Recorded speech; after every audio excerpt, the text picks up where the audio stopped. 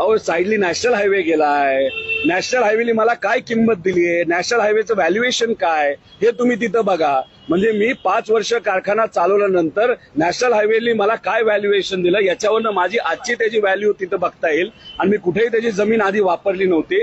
कारखाना आधी घेतल्यानंतर कळालं की त्या कारखान्यात काहीच नाहीये, ती मशिनरी जुनी झाली आहे. त्यात उलट अतिरिक्त मला 60 कोटी खर्च करावे लागले, कारखाना स्टेबल करावा लागला.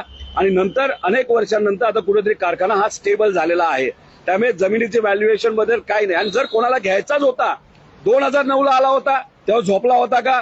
2012ला आला होता तेव्हा तुम्ही झोपला होता का? आता तिसऱ्यांदा टेंडर निघालं ते मी भरलं आणि त्यानंतर तुम्ही चर्चा करणार असाल तर आधीच तुम्ही टेंडर जे स्वस्त होतं, म्हणजे 2009ला 32 कोटीचं टेंडर होतं जे मी भरलं नाही.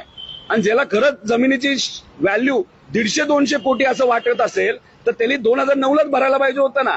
त्याची कुठेही काय व्हॅल्यू नव्हती, कुठेही काय त्याचं हे नव्हतं. फक्त कारखाना म्हणून मी घेतलेला आहे आणि त्याचा 1 एकर जमीन सुद्धा मी विकलेली नाही.